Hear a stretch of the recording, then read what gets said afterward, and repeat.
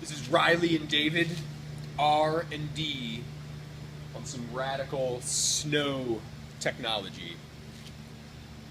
So, we've been experimenting with sleds to see how fast we could get going on the snow. Since 2007, actually. It's been a minute. There's been quite a few crashes. Yeah. Lots of snow up the nose. And In one of our videos, we got a montage, and I actually get a bloody nose. check it out.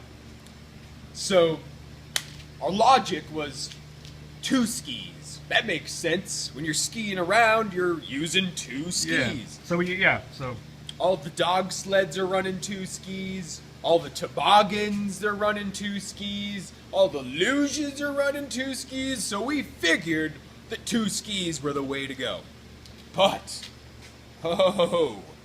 we've just come to the realization that possibly we could use 1 ski. So, I'd like to introduce to you the simplified version of the sled that uses 1 ski. So our previous ones were nice. There were those really big American-made plastic toboggans that had 2 skis, and those were insane. At their best, I just can't even believe how good they were. They were nice and luxurious. Mm-hmm. And we had it perfected where we were running 2 cross-country skis that were slightly raised and had a lot of camber. And we had artificially put in, a lot of shape into them. We had taken it to the maximum.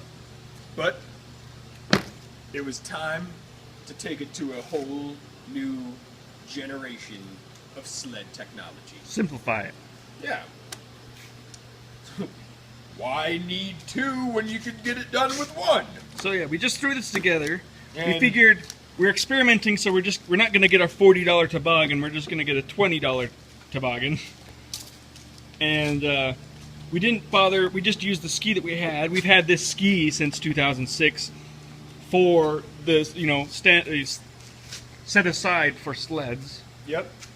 We haven't So- made any modifications to the ski. We just made sure we put where we figured the center of the mass was going to be on Fixed. about the center of the ski. Yeah, so let's flip it over. And we've just created this rigid subframe out of wood that is just bolted right to the ski. But the concept is we're going to be able to allow the ski to flex as much as possible, because the only point that it's actually fixed is in this area. So the rest of the ski can flex, which should allow it to get more turning and allow you to have more control. We'll see how it But goes. we have no idea. It's just been put together. So, I was over at the skateboard shop, and I was breaking down the concept of what we were doing to the engineer, The professor. the professor. He said, "That's been done before. Don't even waste your time. They've figured that all out." So, He pulled out this. this bad boy came down out of the rafters. Lo and behold, the bob ski's bob already ski. been done. So this thing's pretty crazy in that it's actually got a steering system with a. So you can see it's got the ski here, which is really wide. It's straight, no side cut or anything. It's really old technology, except for this interesting thing here. This Oh yeah! the steering rudder, which is actually. I can't. You're gonna have to do it. It's spring loaded on parallelogram, so depending on the snow type, it'll actually deflect its out of the snow, but still stay loaded into the snow as best as possible. And that's really crazy. Yeah, for a piece of technology that's older than you and I combined, this thing is pretty sweet. Not terribly heavy, and it looks like it would work decently in, a decent amount of snow. So I think it's a pretty radical piece of old school ingenuity. But who knows?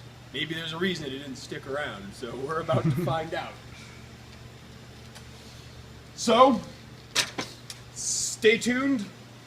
Riley and David will bring you the update on the mono sled. Yeah, and we'll probably get some time in the season to show off our old sled as well. Oh yes, it's coming. As is the snow. This is Riley and David, keeping the research and development in track. We'll catch you guys later. Over and out.